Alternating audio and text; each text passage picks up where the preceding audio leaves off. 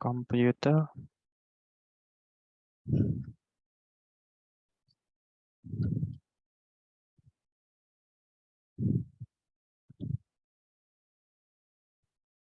Kita mau bahas soal drawdowns ya, karena beberapa emang nggak paham gitu loh. Drawdowns itu gunanya buat apa? Nanti kalau trade-nya salah tuh harus gimana? Karena trading itu yang dibutuhkan itu konsistensi. Konsistensinya tuh bukan berarti tiap saat kudu profit loh ya. Tiap hari itu bisa profit, bisa dapetin duit, tapi lebih ke kita bisa bisa kalah, bisa salah, tapi ujung-ujungnya juga profit. Nah, kita kudu paham drawdowns karena drawdowns itu kan kayak pengurangan modal dan penambahan modal dihitung dari titik tertinggi dan titik terendahnya. Nah, drawdowns itu artinya adalah penurunan nilai investasi maupun portofolio kita yang kita gunakan baik untuk investasi maupun trading. Cara ngitungnya itu dari titik tertinggi, katakan kita pernah punya saldo $1.000 gitu, sampai tiba-tiba naik ke $10.000, berarti itu titik tertingginya. Sampai ke titik dari 10.000 itu naik atau turun. Nah, titik turunnya itu yang kita hitung. Jadi titik terendah dalam periode trade tertentu. Makanya kan kayak di Binance tuh ada periode 1 minggu, 1 bulan, 3 bulan, maupun all time PNL, atau bisa dihitung per hari. Nah, drawdowns itu sebenarnya bisa dibatasi tiap hari, tiap trade, tiap minggu, maupun tiap bulan. Dan itu kudu dibedain semua dan kudu dijaga. Makanya kita punya konsep yang disebut risk to reward ratio.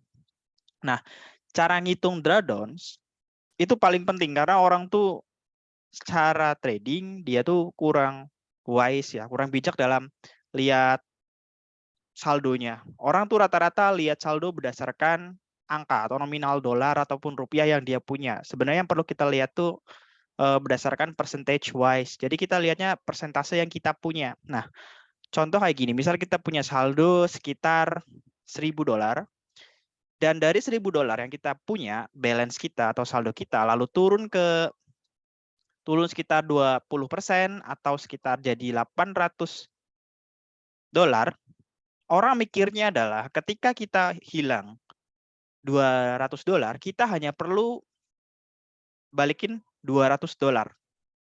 Kita lihatnya secara nominal. Mungkin orang mikirnya ya cuma balikin 20%, tapi ini tuh enggak. Hitungannya itu sebenarnya bukan 20%, karena modal yang kita punya sekarang itu tinggal 800. Dan dari 800 naik ke $1.000 itu butuh 25%. Karena perhitungannya tuh kayak gini nih. Misal saldo awal kita 1.000 dan turun 20%, sekitar $800, maka uang buat balik yang dibutuhkan kita ke 1.000 itu bukan butuhnya tuh $20, tapi dihitung dari modal yang ada. Modal yang tersedia sekarang tuh $800. Jadi dari 800 ke 1.000 itu butuh 25%. Kenapa 25%? Karena nilai $200 itu senilai 25% dari $800.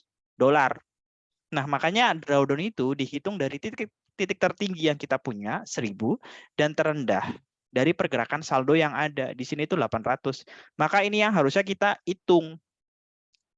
Katakan dia turun dari 1.000 ke 500 gitu. Itu kan kurang 500%. Tapi proses untuk naik dari 500 ke 1.000 itu kan butuh 100%. Atau 500 tambah 500 kan 1.000. Itu berarti 100%. Dan kalau kita udah loss sekitar 50% dari modal kita, yang jadi masalah itu satu. Apakah mental kita siap atau setidaknya kita paham bahwa kalau kita modalnya udah mulai mengecil, kita merasa inferior, kita bakal ngambil resiko yang lebih gede. Katakan kita bakal trade yang size dengan lebih besar, trade lebih sering, dan itu tuh sebenarnya jadi masalah. Karena kalau kita bisa jaga drawdown minimal ya sehari mentok-mentok 3-5%, kita tuh masih bisa wajar gitu loh ya. Tapi kalau sampai 20% ataupun 10% saldo kita hilang, ke wipe, kita udah nggak bisa mikir sehat. Makanya biar kita bisa mikir sehat, itu kita kudu jaga drawdown kita tuh berapa. Nah, kenapa penting gitu loh? Karena setiap kenaikan maupun penurunan dari saldo yang ada, itu berpengaruh banget buat mental trade kita. Karena pilar trading itu ada 3. Satu, yaitu pertama mental, kedua strategi, Ketiga, itu risk maupun money management. Salah satunya hilang, orang udah tersesat. Kalau orang ketika dia bisa analisa, katakan dia bisa MM, tapi dia nggak siap loss karena drawdown-nya kegedean, loss-nya udah lumayan, katakan di angka 30-50%, kita nggak kuat lagi buat menerima resiko lagi. Mungkin karena merasa inferior, kita bakal trade dengan size lebih gede. Tadinya kita trade dengan $100, tiba-tiba kita bakal naikin ke $200. Karena apa? Kita butuh ngejar loss-nya. Banyak orang bilang yang penting recover. Itu tuh sebenarnya pola pikir yang salah yang biasa diajarin. Kita kudu nyari entryan, yang penting recover. Ya, kenapa enggak? Kalau loss, itu keluar dulu dari market dan lihat apa trade ini tuh bisa diambil. Apa trade kita yang kita ambil tuh karena emang pasar ngasih kesempatan berdasarkan technical analysis kita, atau karena emang biar recover. Jadi kalau kita udah sering loss, kita bakal ngambil resiko lebih gede. Makanya mentalnya itu dilihat ketika drawdown. Kadang ada orang penasaran ketika trade-nya udah minus, dia bakal trade lagi, penasaran, trade di tempat yang sama, in and out, tapi ujung-ujungnya loss. Itu sering kejadian, karena mentalnya udah kena duluan. Nah, jika minus dari drawdown itu terlalu besar, itu akan buat mental disruption. Kita bakal keganggu gitu loh. Dan secara tidak sadar, trader tuh bakal dipaksa. Siapa yang maksa? Itu diri sendiri. Karena apa? Dia butuh ngejar minus. Dia bakal ngambil resiko lebih tinggi. Bisa aja over positioning dengan leverage yang lebih tinggi ataupun margin yang lebih gede. Itu udah biasa, udah umum gitu. Revenge trade maupun over trade, kita bakal trade terus-terusan, ngambil kesempatan trade yang ada, time frame-nya mungkin nggak dipeduliin, yang penting dia harus entry karena dia ngelihat ada kesempatan yang dipaksakan. Jadi karena biasanya sih karena ngerasa bersalah gitu loh, saldonya udah minus, turun dan merasa kerdil atau inferior. Sehingga cara kita nebus rasa bersalah kita karena saldonya berkurang itu dengan trade terus-terusan. Itu tuh udah salah. Karena drawdown tuh kudu dijaga. Nah, cara biar kita nggak kena ini, itu kudu grow the gaps. Jadi kita kudu bedain antara profit dan loss. Kita kudu punya statistiknya dulu. Jadi cara agar dapat saldonya berkembang itu sebenarnya grow the gaps gitu. Gaps itu apa? Itu ada jarak antara profit sama loss. Kita mau pakai ini buat financial independence, itu sebenarnya bisa. Cuma untuk trading, grow the gaps itu tuh agar kita nggak jarak-jarak profit dan loss kita tuh ada jarak yang cukup jauh gitu loh. Minimal kalaupun kita loss, itu nggak ngejar profit kita. Karena rata-rata orang ketika trading, loss-nya itu bakal ngejar profitnya. Sehingga antara profit dan loss tuh malah kejar-kejaran, dan ini malah bikin mentalnya drop. Dan jaga jarak buat gaps-nya itu dengan ngatur drawdown. Nah, cara buat grow the gaps ini, salah satunya pertama minimalisir resiko ataupun low margin. Orang biasa diajari bahwa resiko yang dipakai cukup 1-5%. Itu sebenarnya benar. Kalau dibilang benar karena orang mesti tanya lah, kalau cuma margin 1-5%, kapan kayanya gitu. Karena rata-rata belum punya pola pikir bahwa trading itu tuh bukan sprint atau one hit wonder. Orang tuh mikirnya sprint, one hit wonder, trade tiba-tiba jadi JP, jackpot, semuanya tiba-tiba kaya.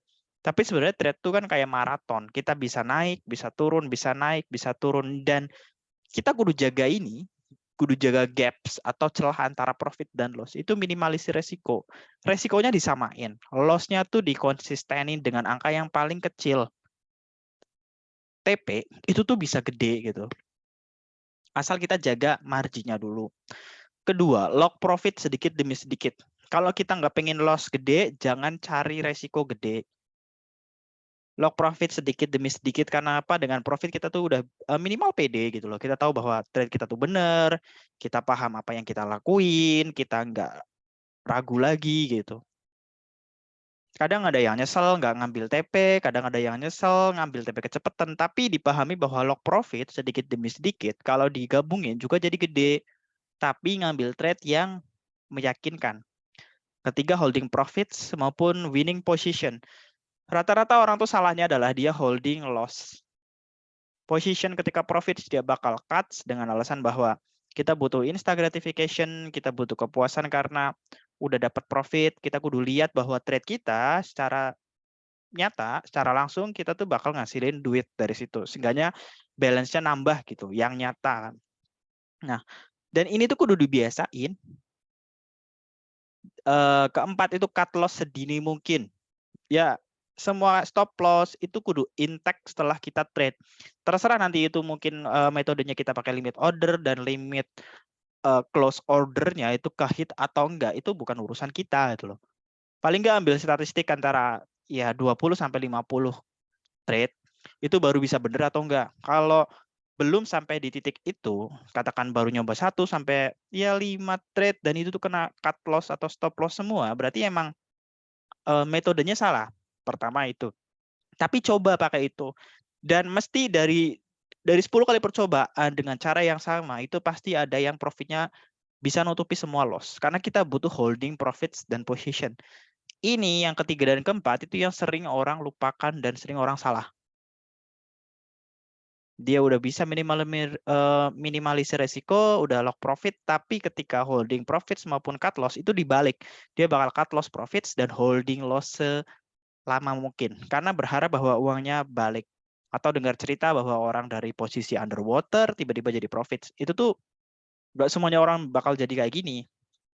Yang kelima, nggak pakai martingale sistem maupun averaging. Ini tuh sebenarnya hal yang paling haram dilakuin kalau kita trading. Martingale system, averaging, atau nambahi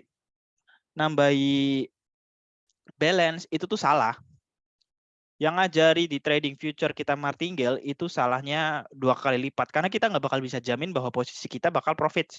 Yang ada bahwa kita punya resiko yang lebih gede. Dan ini bertentangan dengan nomor 1 yaitu meminimalisir resiko. Kalau kita udah posisi loss, kita nambah posisi, itu resikonya dikali 2 gitu loh. Mending cut loss sedini mungkin karena yang martingale itu udah nyalahi aturan keempat cut loss maupun minimalisir resiko. Dan ini malah bakal bikin kita satu mental disruption, kita bakal baliknya holding loss dan closing profits. Hanya ngambil posisi trade yang meyakinkan. Setiap kesempatan di trade di pasar itu pasti ada, tapi orang nggak mau ngambil posisi trade yang meyakinkan, yang dia yakini bahwa dia bakal entry dan profit. Itu sebenarnya salah. Katakan mau punya TA sebagus apapun gitu, kalau dia nggak yakin, itu nggak bakal berani masuk. Tapi ketika dia nggak, sebenarnya ini bukan trade yang harusnya dia ambil, tapi orangnya udah desperate banget, butuh ngasilin duit, dia bakal entry terus, bakal holding trade itu. Karena percaya nggak percaya, cuma butuh 1 maupun 3 trades, itu sampai dia liquid, atau margin call. Atau cuma 1 sampai 3 trades yang bikin saldo dia balik. Tapi ketika posisi kayak gini, dia bakal nge-holding loss-nya gitu. Di holding profits itu sebenarnya bukan masalahnya sih, ya kudu dibiasain. Mungkin untuk membiasakan kita holding profits, ya kita kudu lock profit dengan harus stop loss plus dulu. Stop loss plus dan pertanyaan sama diri sendiri. Kalau kalian TP, kalau di TP sendiri, itu emang butuh duitnya, butuh balik cepat. Mau dipakai kah uangnya? Itu yang jadi pertanyaan. Kalau duitnya nggak mau dipakai, nggak butuh dipakai cepat, kenapa harus di TP gitu loh. Kalau duitnya nggak perlu banget, kenapa di TP juga? Kenapa nggak coba buat ngembangin saldo dulu daripada diambil sampai kita punya milestone sendiri, katakan dari modal sekian tiba-tiba naik sekian, baru di titik ini kita ambil, bukan tiba-tiba ngerasa bahwa oh saldonya udah beranak baru 50% kita TP, tapi belum sampai ke milestone kita yang kita pengini gitu loh. Paling nggak sampai di titik di mana saldo kita udah nutupi modal, jadi nanti yang kita mainin duit profit, modalnya diambil baru kita kembangin dari situ, baru itu nanti berubah cara trade-nya. Ingat dan hanya ngambil posisi trade yang meyakinkan. Kalau nggak yakin, kenapa diambil? Karena trade yang nggak meyakinkan, itu malah maksa kita buat penasaran. Wah ini kok harusnya profit, kenapa nggak profit? Harusnya profit, kenapa nggak profit? Itu malah bakal bikin orang in and out tiap trade yang ada. Dan itu malah jadi masalah sebenarnya. Nah, yang berdasarkan tadi, berdasarkan drawdown, ini secara visualisasi adalah kita butuhnya itu sebenarnya slow and steady growth gitu loh. Ini kita punya waktu, ini loss dan profit ratio, yang hijau ini profit, yang merah itu loss. Jadi ibaratnya kalau kita punya kurva profit kayak gini naik, resiko yang kita pakai itu kudu sama terus kayak gini, datar. Kita pakai $100, tiba-tiba ini naik dikit. Kita masih pakai $100. Profit lagi, masih pakai $100. Naik lagi, masih pakai $100. Sampai di titik di mana kita udah capek, oke, kita udah pede sama metode kita udah siap dengan segala risiko yang bakal kita ambil, baru trade-nya tuh bakal autopilot. Nah, ini yang disebut dengan grow the gaps. Di antara profit dan loss ini ada jarak yang jelas. Jadi risiko yang kita pakai sama, risikonya sama. Kita tuh pakai $10 kayak $100 sama tiap trade marginnya, tapi TP-nya minimal, seminimal mungkin ambil 1/5. Atau ketika kalian udah profit 1/3, itu ya close tengahnya SL entry. Atau gimana yang penting nggak loss aja udah bagus gitu. Jadi ada jaraknya. Profit tuh nggak perlu konsisten. Yang konsisten tuh stop loss-nya berapa, loss-nya berapa, modalnya berapa. Dan boom and bust ini sering banget buat kelihatan ke orang. Mungkin dia profit sama loss-nya tuh kejar-kejaran. Jadi ada satu jackpot, karena dia jackpot, bakal di posisi orang tuh ngambil posisi trade lebih gede. Jadi kekejar. Modalnya dia bisa naikin duit dari $1.000, naik ke $10.000, tiba-tiba naik karena kerasa bahwa udah jago, nambahin margin, posisinya minus, cut loss. Dan malah nggak profit sama sekali, atau minus berapa gitu. Intinya kejar-kejaran. Dan mungkin dia profit lagi, nanti bakal dikejar sama loss, dikejar sama loss. Ini boom and bust. Jadi naik turun, itu kejar-kejaran antara profit sama loss. Dan endingnya kayak ngerasa bahwa udah trade terus-terusan, tapi saldo nggak berkembang. Karena balance-nya tuh ngikut nafsu, marginnya tuh disamain dulu gitu. Jadi ketika kita udah pede, marginnya sama, mungkin ketika udah nyampe titik tertentu bisa nambahin margin sekian persen. Lihatnya tuh dari persen, bukan dari dolar yang kita punya. Kalau ini nggak ada gap-nya, kan kejar-kejaran terus. Minusnya ngejar profit, profitnya selalu dikejar minus. Jadi bikin capek, malahan ngerasa bahwa wah tiap hari kayak nggak ada hasilan sama sekali. Dan ini one hit wonders atau let the profits run, cut losses early. Ini sebenarnya harus kita lakuin. Mungkin ada satu trade yang sama gini, oke, profitnya datar, malah ada loss kan. Malah loss-nya naik. Tapi dia percaya ada satu trade yang dia hold sampai lama kayak gini. Nanti dia naik marginnya, loss-nya masih dipakai sama. Nah, yang jadi masalah tadi di boom and bust adalah ketika profitnya gede, dia bakal ngambil resiko lebih gede. Nah, kalau udah ngerasa profit sebenarnya adalah kita masih harus pakai margin yang sama. Jadi bukan kayak OKB gitu, tiba-tiba langsung cepat kaya, cepat miskin, cepat kaya, cepat miskin. Itu tuh salah. Jadi dengan kayak gini gitu, profits-nya udah breakout dari loss, kita punya gaps kan, ada celah kosong antara profit sama loss. Nah, ini yang sebenarnya masalah, yaitu all time loser. Itu profitnya di-cut, loss-nya dibiarin jalan. Itu sering. Bahkan katakan 80% dari trader itu kayak gini. Jadi mungkin dia loss-nya kecil, sama-sama pertamanya mungkin sama, tapi dan profitnya rada gede naik dikit, rada profit merangkak. Tapi ada satu trade yang dia ngerasa bahwa dia harus holding, dan yang kejadian adalah loss-nya malah naik tinggi. Dan profitnya sama, tapi loss-nya masih kita hold. Ini tuh sebenarnya paling masalah, dan sebenarnya jangan sering-sering kayak gini gitu loh. Rata-rata orang bakal melakukan hal yang sama kayak gini. Ketika profit diambil cepat, ketika loss di hold. Karena nggak punya kriteria, makanya ambil trade yang meyakinkan itu sesuai dengan kriteria. Kalau nggak sesuai kriteria minimal 1/5, itu jangan diambil. Kalau kira-kira nggak meyakinkan, jangan diambil. Karena rata-rata orang bakal maksa trade yang penting, keinginan buat trade-nya diambil. Terpenuhi, dia ada open posisi gitu, itu tuh udah salah. Ini gap-nya, tapi gap antara profit antara loss yang lebih gede daripada profit, dan ini tuh yang bikin orang, ya katakan dari semua orang ya, 70% itu udah berhenti ketika dia ngalami kayak gini. atau saldonya stagnan, itu sering kayak gini. Nah, kira-kira demikian.